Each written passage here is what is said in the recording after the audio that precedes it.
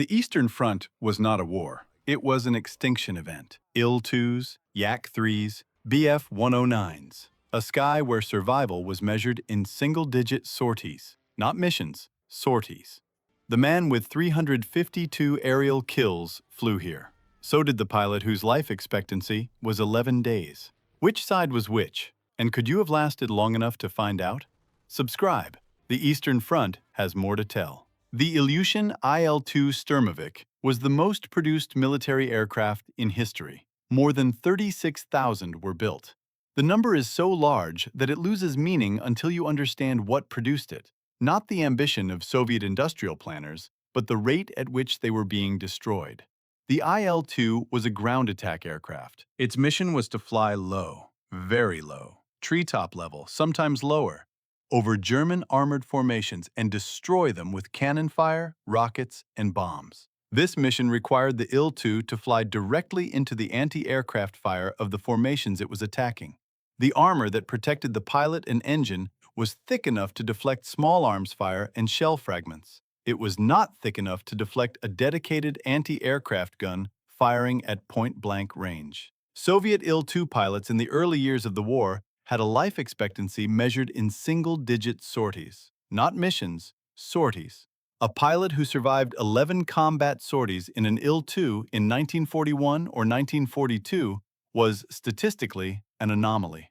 The pilots who flew these missions understood the mathematics. They flew anyway, because the tanks below them were advancing, and the infantry in front of those tanks needed something to slow them down, and the Il-2 was what existed for that purpose.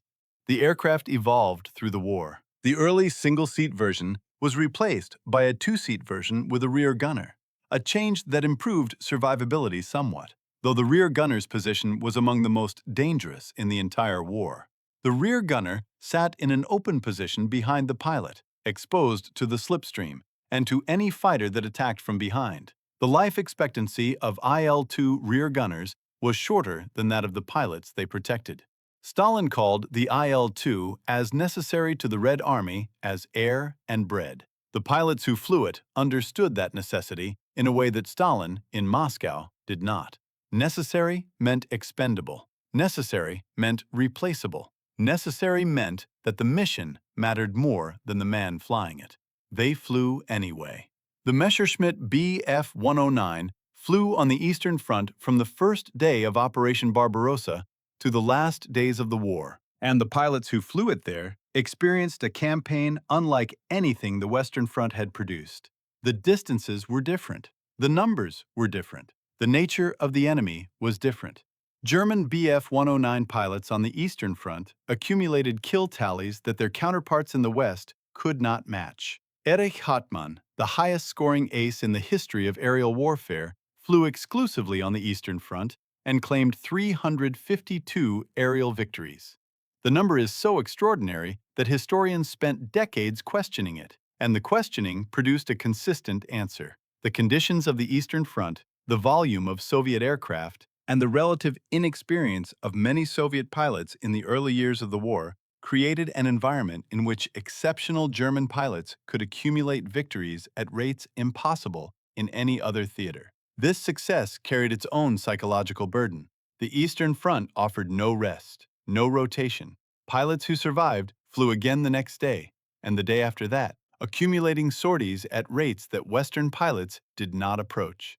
The physical and psychological attrition of sustained combat flying, the cumulative effect of months and years of daily operations in an environment that offered no margin for error, produced a kind of exhaustion that statistics could not measure. German pilots who flew the Eastern Front from 1941 to 1945 flew through 4 complete transformations of the air war above them. The early years of easy superiority gave way to the middle years of escalating Soviet resistance, which gave way to the late years of numerical inferiority so severe that the tactical quality that had once guaranteed survival was no longer sufficient. The pilots who survived all 4 phases survived because they were exceptional, because they were fortunate, and because the line between those two things on the Eastern Front was thinner than anywhere else.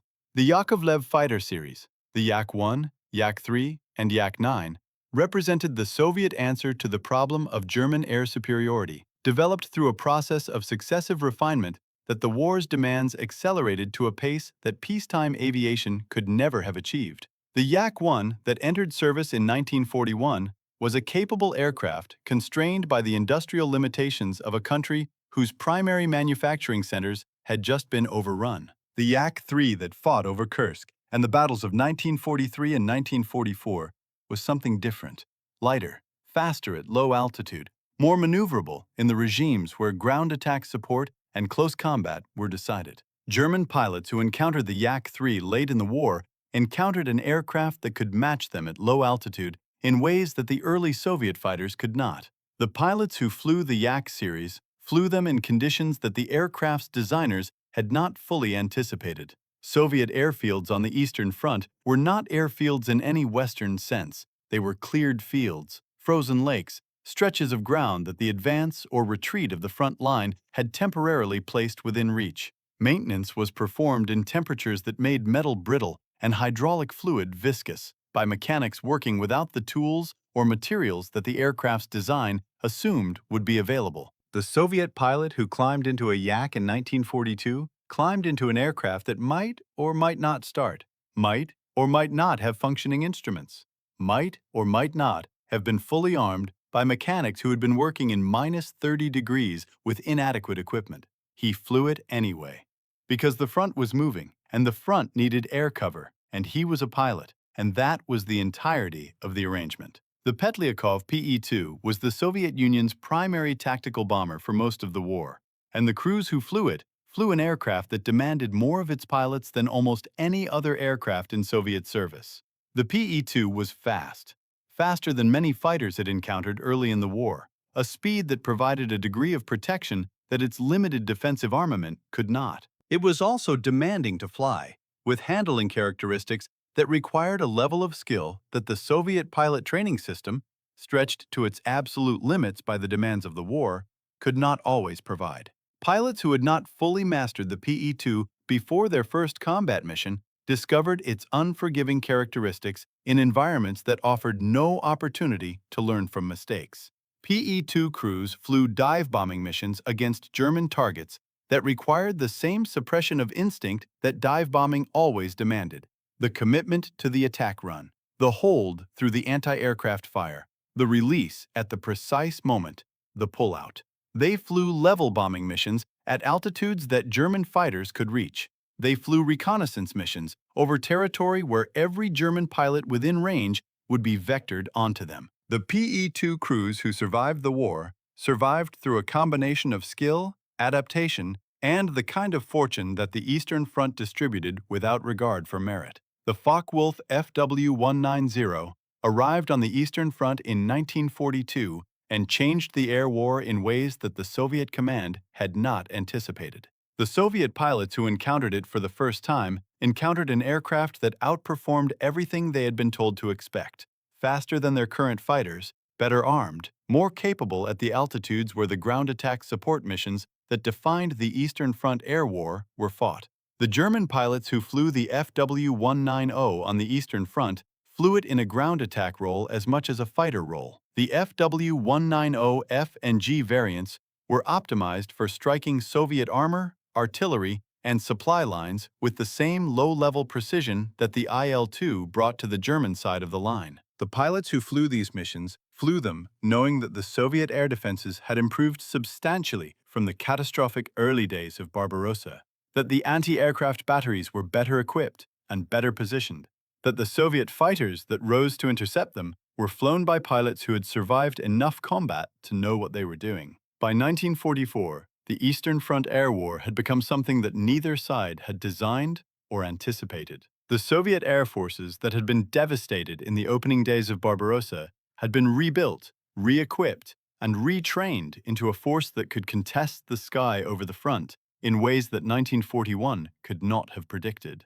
The German air forces that had dominated that sky in 1941 and 1942 were fighting with fewer aircraft, fewer pilots, and a strategic situation that made every loss more significant than the previous one. The pilots on both sides who flew in this environment flew in the knowledge that the war had a direction, and the direction was not negotiable, and their survival or non-survival would not change it. They flew because the mission existed, because the tank formations below them needed air cover or needed attacking, because there was no alternative to flying that did not involve consequences worse than the flying itself. The Eastern Front produced the highest aerial kill tallies in history and the highest aerial loss rates in history simultaneously. It was a war of extremes, conducted in extreme conditions, by men who had been shaped by those extremes into something that peacetime could not have produced and did not entirely know what to do with afterward. The sky above the Eastern Front was the most contested airspace in the history of warfare. The men who flew in it flew in conditions that no training had prepared them for and no language has fully described. They flew anyway. Because the front demanded it. Because the war demanded it. Because there was nothing else to do with the sky except fight for it. And fighting for it was what they had been sent to do.